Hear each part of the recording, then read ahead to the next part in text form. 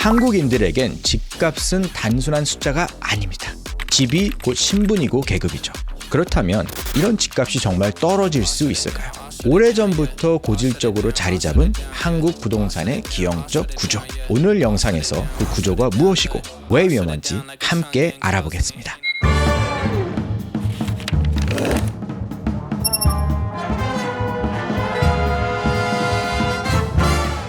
저는 주로 캐나다에 거주하지만요, 비즈니스 때문에 한국에 종종 들를 때가 있습니다.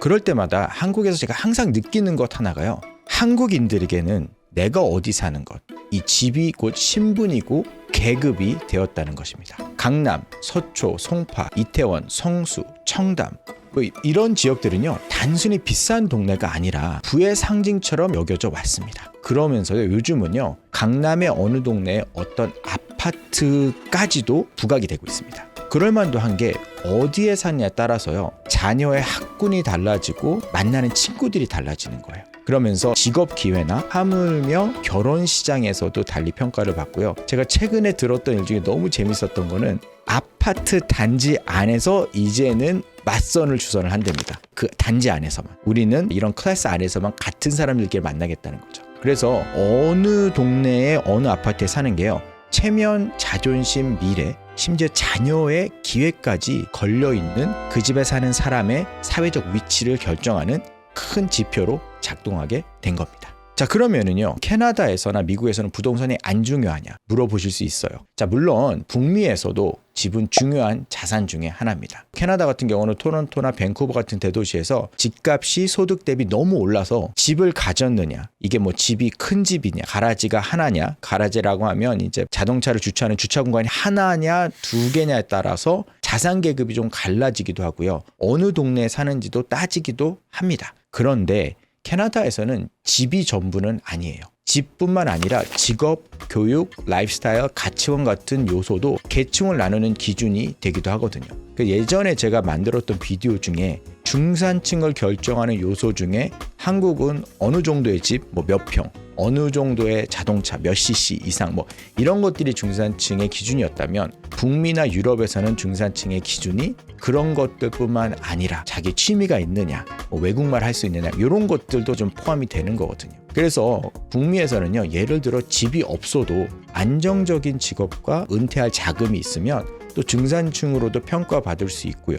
제가 최근에 들었던 어떤 스토리는요, 어떤 한 분은 좀 은퇴를 일찍 하시고 6개월 동안은 캐나다 그냥 조그맣게 아파트에서 렌트를 하시다가 나머지 6개월은 외국에 가셔서 여행을 하시면서 사신다라고 하는 것도 어떤 좀 다른 가치관이지만 외국 사람들은 그러면 굉장히 잘 산다라는 기준이 되거든요. 그런 삶도. 반면에 제가 한국을 가끔 방문해 보면 집이 곧 결혼 조건이고요, 사회적 체면이면서 자신이 어느 정도의 계급, 계층인지가 직결이 된다는 거죠. 하지만 이게 결국 큰 문제를 일으킬 수 있다는 거죠. 집값이 곧 계급을 결정한다는 것, 곧 불평등이 고착화된다는 뜻이잖아요. 돈이 있는 집안 아이는 좋은 동네, 좋은 학군에서 기회를 얻지만 그렇지 못한 자녀는 시작할 때부터 차이가 나버리죠. 그래서 한국에서는 금수저, 흙수저라 이런 얘기들이 굉장히 많이 비유화되고 있잖아요. 결국 교육, 결혼, 노후 준비까지 모든 게 이 부동산이라는 자산의 종속이 되게 됩니다. 캐나다나 북미도 알지 못하는 귀족들이 있습니다.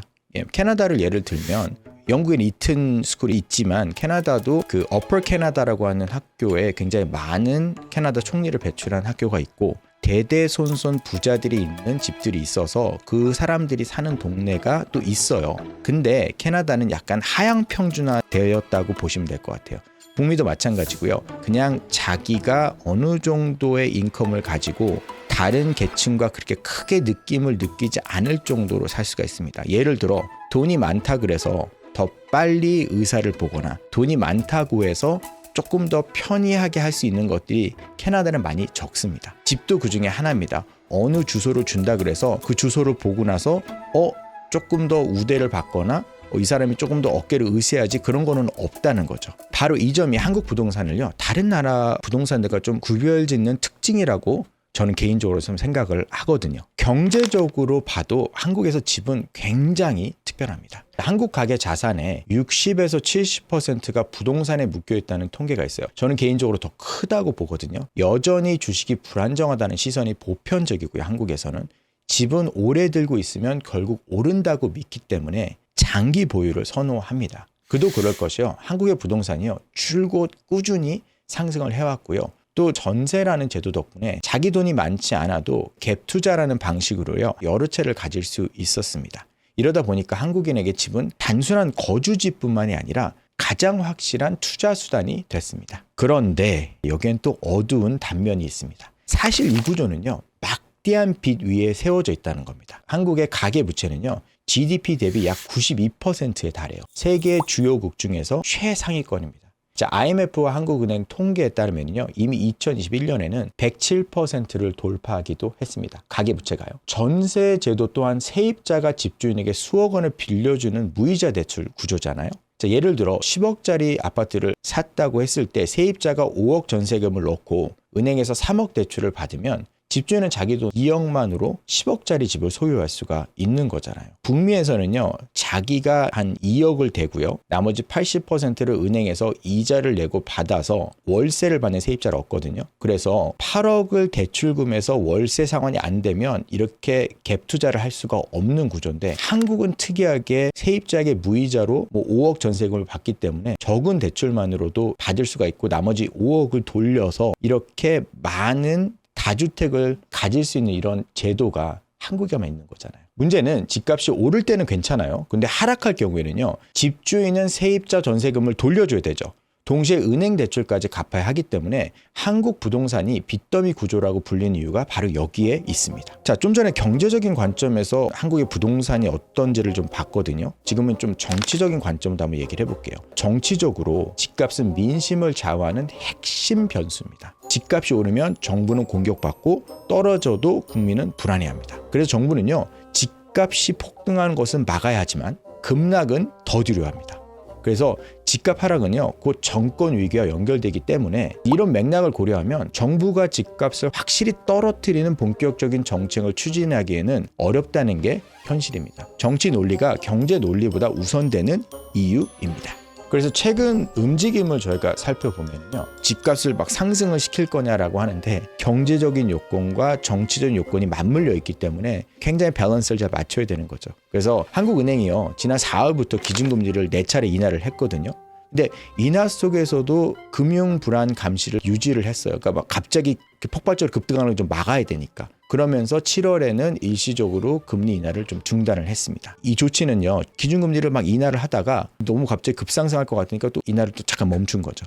저희가 영어로는 walking on a thin ice라고 그러거든요. 막 살얼음판을 걷는 거죠. 약간만 지나치거나 좀 부족해도 금방 문제가 생길 수 있는 그런 겁니다. 자, 요 아티클 보시면 한국은행 총재가 코리아 치프가 얘기하길, 너무 이자를 많이 내리면 지나친 금리 인하는 집값을 다시 끌어올려 금융 불안을 유발할 수 있다고 공식적으로 이제 석상에서 얘기를 한 거예요. 이제 로이터 통신이라고 그러죠. 루터라 그러는데 영어는 거기서 얘기를 한 거고. 세 번째 자료하면 제목이 좀 재밌어요. 딜레마라는 거죠. 하우징 붐이 있는데, 그러니까 하우징 가격은 올라가는데 갑자기 관세와 가계부채 리스크. 그러니까 무슨 얘기냐면 한국은행과 정부가 경제 회복을 시도를 하는 동시에 서울 부동산 과열과 가계부채 리스크, 또 거기다 관세에 대한 리스크가 갇혀 있어서 이게 정책 결정을 하는데 굉장히 힘들다라고 얘기를 하는 거죠. 하우징 버블 당연히 얘기하고요. 경제가 침체가 되면 이자를 낮추고 경제에다가 돈을 막 넣기 시작한단 말이죠.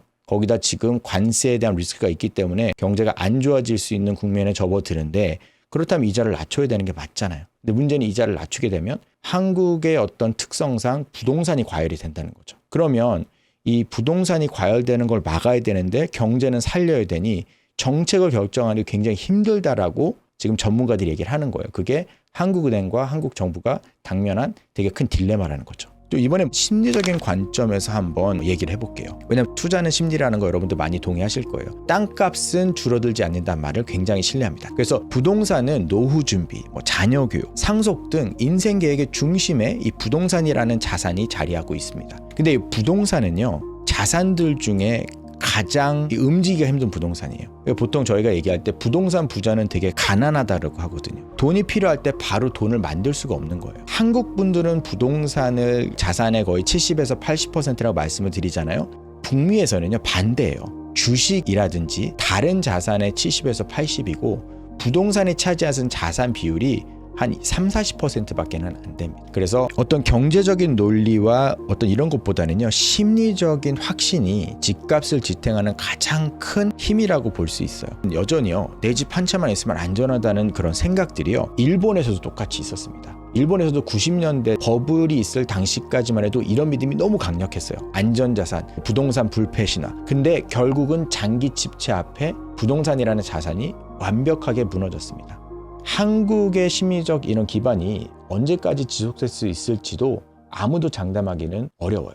그리고 한국은요 일본보다 더 빠른 속도로 고령화가 진행되고 있거든요. 일본이 고령화 사회로 진입하는데 24년이 걸렸다면 한국은 단 17년 만에 돌파를 했습니다. 통계청은요 2067년이면 한국의 인구의 절반 가까이 거의 46.5%가 65세 이상이 될 것으로 전망을 합니다. 지방 소멸 문제도 심각하죠. 젊은 세대가 빠져나가면요 남아있는 집은 있어도 값어치는 사라지는 도시가 속출할 수 있겠죠. IMF 역시 한국의 2025년 성장률 전망을 0.8%로 크게 낮췄는데 이는요 고령화와 소비 위축, 생산성 둔화 이 세 가지가 겹친 결과거든요. 지금도요 한국은 OECD 국가 중에 노인 빈곤이 굉장히 높은 나라 중에 하나입니다. 많은 한국의 고령화되는 인구 중에 부동산을 안전자산으로 보시고 부동산의 모든 자산을 다 몰아넣은 분들이 계세요. 그런데 일본에서와 같이 부동산 자산이 반토막 아니 그 이상 3분의 1로 줄어든다. 그리고 더 이상 올라가지 않는다면 가뜩이나 높은 노인 빈곤이 더 높아질 수 있다는 거죠. 이 점 굉장히 한번 고민해 볼 문제입니다. 정리를 하자면요. 한국의 부동산은 투자 자산, 계급의 상징, 정치적인 변수, 그리고 심리적 안전망이 모두 얽히고 설킨 복잡한 자산이에요. 그래서 쉽게 무너지지는 않지만 동시에 빛 위에 세운 위험한 탑이기도 합니다. 그리고요, 일본이 이미 보여주듯 인구와 경제 구도가 바뀌면은요, 결국은 흔들릴 수밖에 없습니다. 자, 그런데 이게 진짜 위험한 이유는 따로 있어요. 우리가 결국 끊임없이 비교 속에서만 살아가게 된다는 것입니다. 저 사람이 뭐 어느 동네 사는지, 우리 집값은 왜 안 오르는지, 자, 이렇게 끊임없이 비교가 쌓이면 우린 집 때문에 불안한 삶을 사는 거죠. 결국 중요한 거는요, 집값이 아니라 우리가 삶을 바라보는 시선 그리고 태도이거든요. 부에 얽매이지 않고 가난에 짓눌리지 않으면서 행복하게 살 수 있는 완벽한 세상은 없을지도 몰라요. 하지만 적어도요, 우리는 비교가 아니라 우리 자신의 기준으로 삶을 정의하고 그 정의한 기준으로 선택을 하면서 살아갈 수 있는 바로 그 태도가 앞으로의 집값보다 더 중요한 우리의 진짜 자산이 된다는 것을 기억했으면 좋겠습니다. 자, 오늘 영상이 도움이 되셨다면 구독과 좋아요 부탁드리고요. 오늘도 시청해 주셔서 감사합니다. 다음 영상으로 찾아뵙도록 하겠습니다.